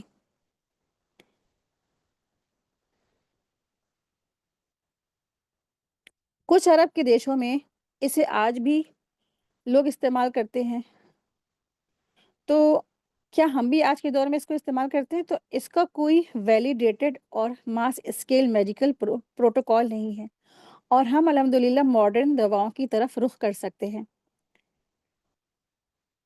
امام نووی رحمۃ اللہ علیہ کہتے ہیں یہ حدیث ایک خاص علاجی ضرورت سے تعلق رکھتی ہے۔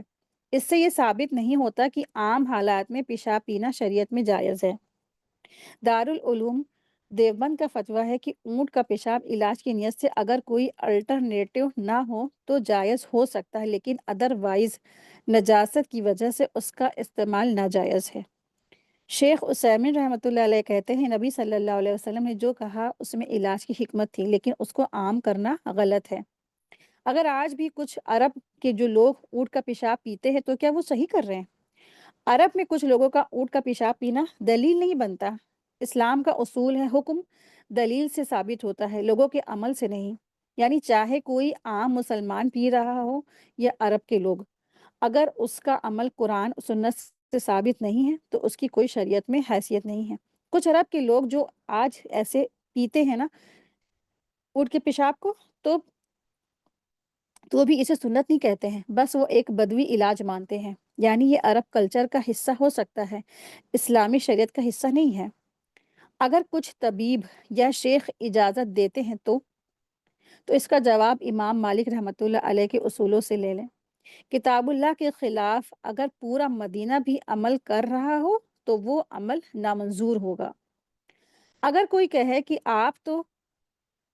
کہ ہم لوگ تو گائے ماتا کی پیشاب پی لیتے ہیں اور آپ لوگ تو اونٹ کا پیشاب پی لیتے ہیں، یعنی مسلمانوں سے کہیں، اور آپ لوگ تو اونٹ کا پیشاب پی لیتے ہیں، اور بڑے ہی آپ ہمت سے پھر جواب دیں اور بہت ہی حکمت سے جواب دیں کہ آپ گائے کا پیشاب پیتے ہیں، ٹھیک ہے، کہ تم تو گائے کا پیشاب عبادت اور عقیدے سے پیتے ہو، اور ہم اونٹ کا پیشاب نہ پاک سمجھتے ہیں، نہ عبادت، نہ تبرک، بس ایک حدیث میں علاج کی ضرورت میں استعمال ہوا۔ فرق صاف ہے کہ تمہارا عقیدہ ہے لیکن ہمارا تو علاج تھا۔ پھر اللہ سبحانہ تعالیٰ ارشاد فرما رہے ہیں وَيَسْعَوْنَ فِي الْأَرْضِ فَسَادًا، اور وہ زمین میں فساد پھیلانے کی کوشش کرتے ہیں۔ یسعونا یعنی کوشش اور مہم کا اظہار۔ صحیح، عربی میں کسی کام کو تیزی سے اور ارادے سے کرنے کو کہتے ہیں صحیح۔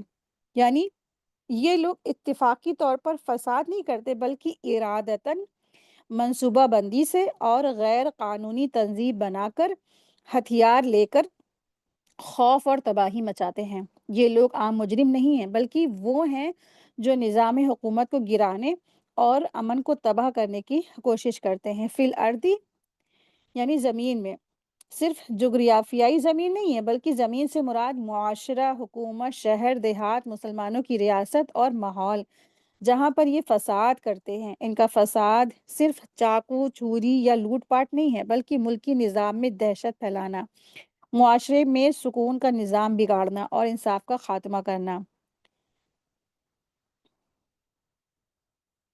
فسادن کن کاموں کو شریعت میں فساد کہا گیا ہے؟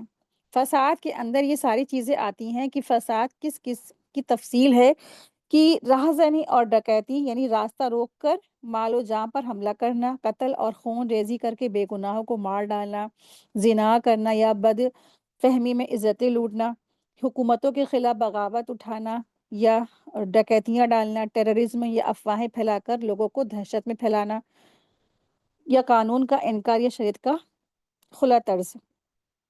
فسادن وہ ہر چیز جو امن و امان، انصاف اور شریعت کے تصور کو توڑ دے۔ ابن کثیر فرماتے ہیں کہ فساد سے مراد وہ عمل ہے جو مسلمانوں کو خوف میں ڈالے، جیسا کہ ڈاکہ ڈالنا ہے، شہروں میں بم دھماکے کرنا یا حکومت کے خلاف بغاوت کرنا۔ وَيَسْعَوْنَ فِي الْأَرْضِ میں آج کے دور میں 12 صورتیں ہیں کہ پہلا ہے آتنک کے نام پر بے گناہ کا قتل، دوسرا ہے مذہب یعنی فساد یعنی لنچنگ یا موب لنچنگ یا مسجدوں پر حملہ، تیسرا ہے مافیا زبردستی قبضہ اور سپاری کلنگ، چوتھا ہے سوشل میڈیا سے نفرت اور بے حیائی پھیلانا، پانچواں ہے فحاشی پون اور اوپن بےہودگی کا بازار، چھٹا ہے LGBTQ ایجنڈا اور شریعت سے کھلی بغاوت، ساتواں ہے سود جوا اور حرام معاش کا نظام، آٹھواں ہے میڈیا میں اسلام اور علماء کی توہین، نواں ہے فیمنزم کے نام پر فطری حدیں مٹانا، دسواں ہے شریعت میں کورٹ کا دخل اور قوانین کی توہین، گیارہواں ہے مسلم ملکوں میں سیکولر تاناشاہی، بارہواں ہے ظالموں کی حکومت، حمایت اور سیاسی معافی۔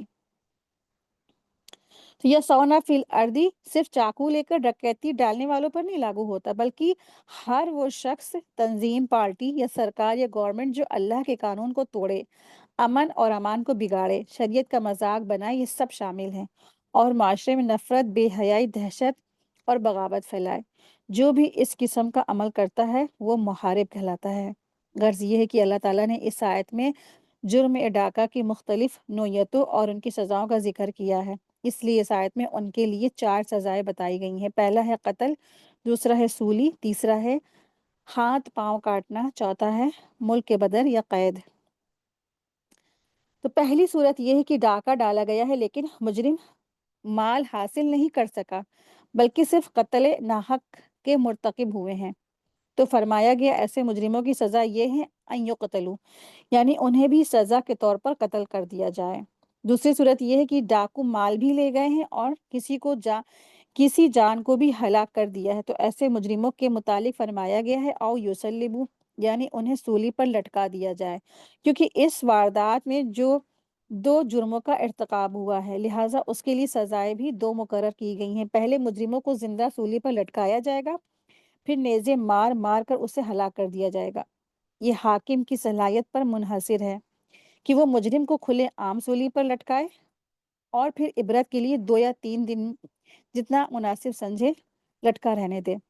تیسرا یہ ہے ڈاکہ کی تیسری قسم یہ ہو سکتی ہے کہ ڈاکو مال حاصل کرنے میں کامیاب ہو گئے لیکن کسی کا جان کا نقصان نہیں ہوا، تو ایسی صورت میں فرمایا گیا اور یقطع ایدیہم وارجلہم من خلاف، کہ ڈاکو کا ایک ہاتھ اور ایک پاؤں کاٹ دیا جائے۔ من خلافن کا مطلب ہے کہ اگر دایاں ہاتھ کاٹا گیا ہے تو بایاں پاؤں کٹے گا، اور اگر بایاں ہاتھ ہے تو دایاں پاؤں کٹے گا۔ چوتھی صورت یہ ہے کہ ڈاکہ تو ڈالا مگر ڈاکو اپنے مقصد میں کامیاب نہیں ہو سکے، نہ کوئی مال متاع حاصل کر سکے اور نہ ہی کسی کو نقصان پہنچا سکے۔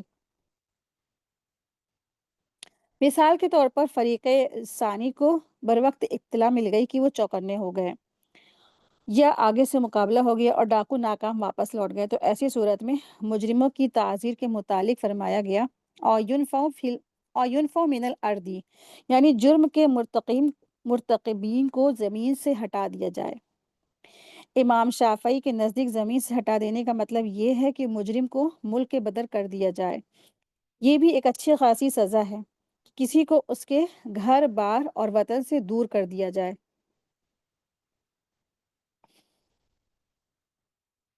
مگر امام ابو حنیفہ رحمۃ اللہ علیہ فرماتے ہیں ایسے شخص کو ملک بدر کیا جائے گا ایسے شخص کو ملک بدر کیا گیا تو جہاں جائے گا ممکن ہے وہاں پھر اسی جرم کا ارتکاب کرے لہٰذا آپ کی رائے میں ینفع من الارض کا مطلب ہے کہ اسے قید میں ڈال دیا جائے، ان یقتلا مطلب ہے کہ انہیں قتل کر دیا جائے، وجہ ہے انہوں نے قتل کیا مگر مال نہیں لوٹا، تو یہ سزا دراصل سزائے حد ہے اور قرآن سے فکس ہے۔ اور یسلبو یعنی مطلب انہیں ہے سولی پر لٹکایا جائے، وجہ ہے کہ انہوں نے قتل بھی کیا اور مال بھی لوٹا، یہ بھی حد ہے۔ اور یسلبو مطلب انہیں سولی پر لٹکایا جائے، وجہ ہے کہ انہوں نے قتل بھی کیا اور مال بھی لوٹا، یہ بھی حد ہے۔ اور یقطع ایدیہم و ارجلہم من خلاف مطلب ان کے ہاتھ پاؤں کاٹ دیے جائیں، وجہ ہے انہوں نے صرف مال لوٹا، قتل نہیں کیا، اور یہ بھی حد ہے۔ اور ینفع من الارض مطلب انہیں زمین سے نکال دیا جائے، وجہ ہے نہ قتل کیا نہ مال لوٹا مگر فساد پھیلایا، یہ تعزیر ہے، اس کو حاکم طے کریں گے سزا۔ تو حد کیا ہے؟ حد اور تعزیر اس کو جانتے ہیں۔ حد دراصل وہ ہیں، یہ وہ سزائیں ہیں جو قرآن اور سنت طے کرتی ہے، اس میں حاکم جج کوئی بدلاؤ نہیں کر سکتے ہیں، اور یہ بہت کڑی سزائیں ہوتی ہیں۔ اس آیت میں حد کی مثالیں ہیں، پہلا ہے صرف قتل کر دیا جائے، دوسرا ہے قتل اور لوٹ، اور پھر تیسرا ہے لوٹ، یعنی کہ پہلا ہے قتل کر دیا جائے، دوسرا ہے سولی پر لٹکا دیا جائے، اور پھر تیسرا ہے ہاتھ پاؤں کاٹ دیے جائے، تو یہ اس طرح سے حد جاری ہو گئی ان کے اوپر۔ دوسرا آتا ہے کہ تعزیر، تو یہ سزا حاکم خود طے کرتے ہیں حالات کے مطابق، اس میں جرم کی شدت دیکھ کر سزا دی جاتی ہے، یہ ہلکی یا کڑی ہو سکتی ہے۔ اس آیت میں تعزیر کی مثال نہ قتل نہ مال لوٹ، صرف فساد پھیلایا، تو دیش سے نکالا جائے گا یا قید کیا جائے گا، یہ حاکم طے کرے گا، ٹھیک ہے۔ ان چاروں قسم کی سزاؤں کے متعلق فرمایا گیا ذالک لہم خزی فی الدنیا، یہ ان کے لیے دنیا کی رسوائی ہے، جب سولی پر لٹکائے جائیں، ہاتھ پاؤں کٹیں یا قید یا بند کی سزا ہو تو یہ دنیا میں بدنامی کا باعث بنے گی۔ وَلَهُمْ فِي الْآخِرَةِ عَذَابٌ عَظِيمٌ، اور ان کے لیے آخرت میں بہت بڑا عذاب ہوگا، غرض دنیا اور آخرت دونوں میں مجرموں کے لیے ذلت اور رسوائی کا سامان ہوگا۔ آیت 34، مگر وہ لوگ جو پکڑ میں آنے سے پہلے توبہ کر لیں تو جان لو بے شک اللہ بہت بخشنے والا ہے، نہایت رحم والا ہے۔ الا الذین تابوا، توبہ کرنے والوں کو راحت ہے، تو مگر وہ لوگ جو توبہ کر لیں، اللہ تعالیٰ ان محاربین یعنی اللہ اور اس کے رسول سے لڑائی کرنے والوں کو بھی موقع دیتے ہیں جو اپنے جرم سے سچے دل سے توبہ کرتے ہیں۔ تو یہ دکھاتا ہے کہ اسلام کی پہلی ترجیح اصلاح اور رحمت ہے، نہ کہ سختی۔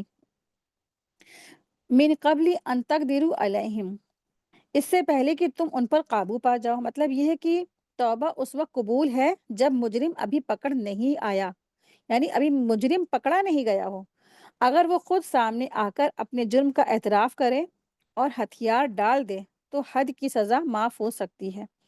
فَاعْلَمُوا أَنَّ اللَّهَ غَفُورٌ رَحِيمٌ، تو جان لو بے شک اللہ بہت بخشنے والا ہے، نہایت رحم کرنے والا ہے۔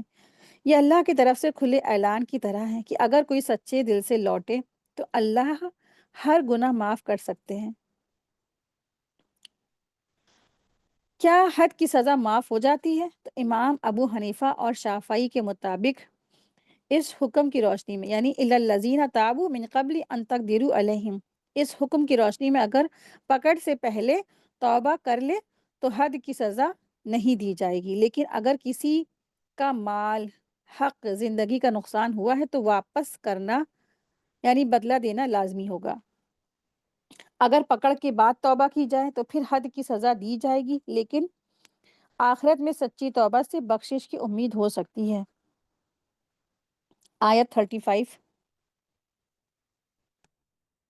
اللہ سبحانہ تعالیٰ یہاں ارشاد فرما رہے ہیں، اے ایمان والو اللہ سے ڈرو اور اس کی طرف قرب کا وسیلہ تلاش کرو اور اس کے راستے میں جہاد کرو تاکہ تم کامیاب ہو سکو۔ اس آیت میں اللہ تعالیٰ نے اپنے مومن بندوں کو 3 اہم باتیں کرنے کا حکم دیا ہے۔ اتقوا اللہ، اللہ سے ڈرو، اللہ کا تقوی اختیار کرو۔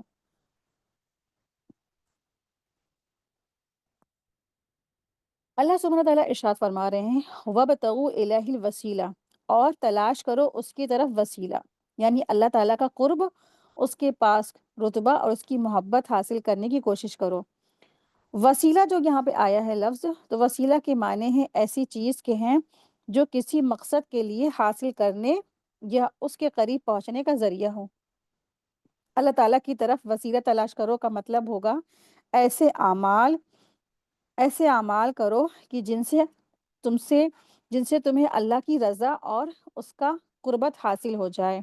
امام شوکانی فرماتے ہیں وسیلہ جو قربت کے معنی میں ہے وہ تقوی اور دیگر اخلاق حسنہ پر صادق آتا ہے، یعنی وہ تمام نیکی کے کام جن کے ذریعے بندہ اپنے رب کے قرب حاصل کرتا ہے، اپنے رب کے قریب ہو جاتا ہے۔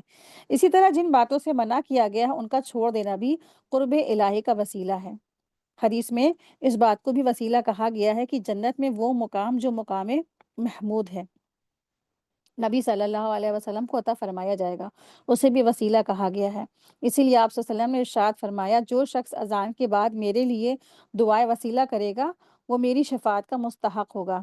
اس سے یہ بات معلوم ہوتی ہے کہ وسیلہ کا پہلا معنی ہے ذریعہ، ایسی کوئی بھی چیز جو اللہ کا قرب حاصل کرنے کا ذریعہ بنے، اس میں شامل ہے جیسے نیک اعمال، نماز، روزہ، صدقہ، خیرات، توبہ وغیرہ، تقوی، گناہوں سے بچنا، یہ سب۔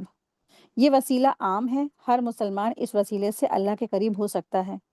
دوسرا معنی ہے وسیلہ کا دوسرا معنی ہے مقام محمود، مطلب یہ ہے کہ جنت کا وہ خاص عہدہ، رتبہ جو رسول اللہ صلی اللہ علیہ وسلم کو عطا کیا جائے گا۔ وسیلہ کا مطلب ہے اللہ کا قرب کا ذریعہ، اور دوسرا مطلب ہے ایک خاص جنتی مقام، یعنی مقام محمود جو صرف نبی صلی اللہ علیہ وسلم کو دیا جائے گا۔ یہ وسیلہ کیسے حاصل ہوگا؟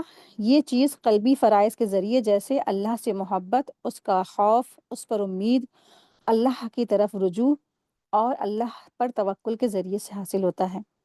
پھر بدنی فرائض جیسے زکوٰۃ، حج وغیرہ کے ذریعے سے۔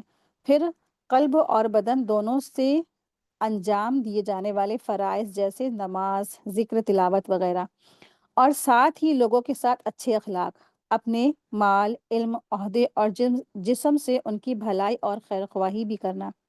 تو یہ تمام اعمال اللہ تعالیٰ کے قرب کا ذریعہ ہیں۔ جب ایک بندہ ان اعمال کے ذریعے اللہ کا قرب حاصل کرتا ہے تو پھر اللہ تبارک تعالیٰ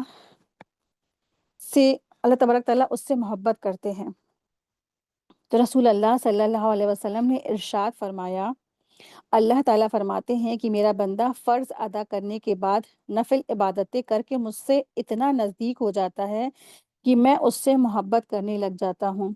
پھر جب میں اس سے محبت کرنے لگ جاتا ہوں تو میں اس کا کان بن جاتا ہوں جس سے وہ سنتا ہے، اس کی آنکھ بن جاتا ہوں جس سے وہ دیکھتا ہے، اس کا ہاتھ بن جاتا ہوں جس سے وہ پکڑتا ہے، اس کا پاؤں بن جاتا ہوں جس سے وہ چلتا ہے، اور اگر وہ مجھ سے مانگتا ہے تو میں اسے دیتا ہوں۔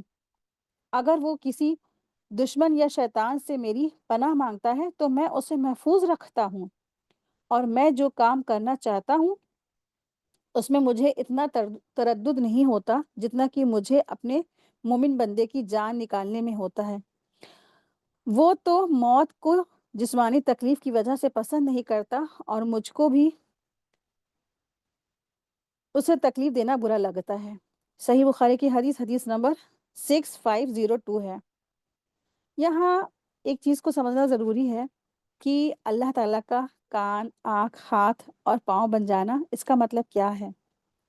یہ مفہوم دراصل اس کا حقیقی معنی یہ ہے، اس کا مطلب یہ نہیں ہے کہ اللہ تعالیٰ نعوذ باللہ معاذ اللہ واقعی بندے کے جسم کا حصہ بن جاتے ہیں، بلکہ اس کا مطلب یہ ہے کہ جب کوئی بندہ اللہ کی اطاعت اور نفل عبادتوں میں ایسا مستغرق ہو جاتا ہے کہ اس کی پوری زندگی اللہ کی رضا کے مطابق ڈھل جاتی ہے، تو اللہ تعالیٰ اس کی سوچ، حرکت، ارادہ اور فیصلوں کو اپنی توفیق سے چلاتے ہیں۔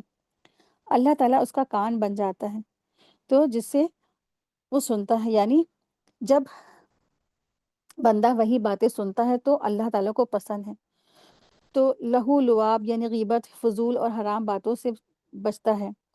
اللہ تعالیٰ اس کی آنکھ بن جاتے ہیں جس سے وہ دیکھتا ہے، یعنی اس کی نگاہیں حرام سے بچتی رہتی ہیں، فضول یا غلط چیزوں کی طرف نہیں جاتی ہیں۔ اس کا اللہ تعالیٰ اس کے ہاتھ بن جاتے ہیں جس سے وہ پکڑتا ہے، یعنی اس کا مطلب یہ ہے کہ اس کا ہاتھ حرام یا ظلم میں نہیں اٹھتا، بلکہ وہ ہاتھ صرف نیکی، مدد اور عبادت میں چلتے ہیں۔ اللہ تعالیٰ اس کے پاؤں بن جاتے ہیں جس سے وہ چلتا ہے، یعنی وہ بندہ اب حرام جگہوں یا غلط راستوں کی طرف نہیں چلتا ہے، بلکہ اس کے قدم صرف مسجد، نیک محفل، علم اور دین کی خدمت کی طرف چلتے ہیں۔ اگر وہ مجھ سے مانگے تو میں اسے دیتا ہوں۔ جب بندہ کوئی اتنا مقبول ہو جاتا ہے تو اس کی ذات اللہ تعالیٰ کی رضا میں ڈھل جائے تو پھر اس کی دعاؤں میں وہ اثر آ جاتا ہے جو اللہ کے سب سے پیارے بندوں کو نصیب ہوتا ہے۔ اگر وہ میری پناہ مانگے تو میں اسے پناہ دیتا ہوں، یعنی اللہ تعالیٰ اس بندے کی حفاظت فرماتے ہیں، اسے شیطانی وسوسوں سے، حسرتوں سے، مصیبتوں سے بچا لیتے ہیں۔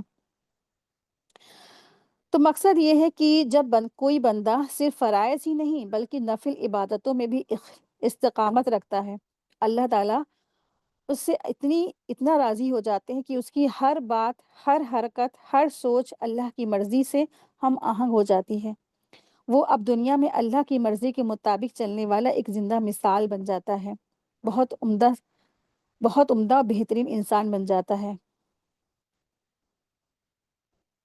تو نوافل کیا ہیں؟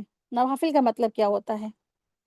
تو وہ عبادتیں جو انسان فرائض کے علاوہ کرتا ہے، جیسے تہجد کی نماز ہے، یا اشراق کی نمازیں، یا چاشت کی نمازیں، یا صلاۃ التوبہ ہے، یا اوابین کی نماز ہے، یا صلاۃ الحاجات ہے، یا نفل روزے رکھنا جیسے دوشنبہ اور جو جمعرات کا روزہ ہے، یا ایام بیس کے روزے ہیں، یہ سب کیا ہے؟ نفل عبادات ہے۔ اس کے بعد جو انسان اپنے اچھے اور احسن عمل اور کر سکتا ہے وہ کرے، تو یہ ساری چیزیں اس میں آ جاتی ہیں۔ تو اللہ تعالیٰ کا قرب، اس کی محبت، اس کے پاس درجہ اور اس کی رضا پانے کے لیے ہر جائز اور شرعی راستہ اختیار کرنا چاہیے۔ وہ وسیلے کون سے تھے؟ پہلا ہے کہ دل کے اعمال، جیسے اللہ کی محبت، اس کا خوف، اس پر بھروسہ، اللہ تعالیٰ سے امید رکھنا۔ جسم کے اعمال جیسے نماز، روزہ، حج، زکوٰۃ وغیرہ۔ اخلاق جیسے لوگوں کے ساتھ بھلائی، مدد، انصاف، تمام نیکیاں جو اللہ کی قربت دلانے والی ہوں، ان سب کو وسیلہ کہا گیا ہے۔ یہاں یہ بات سمجھنا ضروری ہے کہ اس آیت میں وسیلہ سے نیک عمل اور اللہ کی فرما برداری مراد ہے، نہ کہ کسی ولی، پیر یا مردہ انسان کا نام لے کر دعا مانگنا ہے، ٹھیک ہے؟ تو بہت سے لوگ اس آیت میں جو وسیلہ لفظ آیا ہے، تو وسیلہ کو اس طرح سے وہ کہتے ہیں کہ جو وسیلہ سے مراد کسی پیر، ولی، اولیاء کا قربت حاصل کر کے پھر اللہ کے قریب ہو جانا، یعنی کہ اس آیت کا غلط مفہوم نکالتے ہیں، تو یہ بالکل غلط بات ہے۔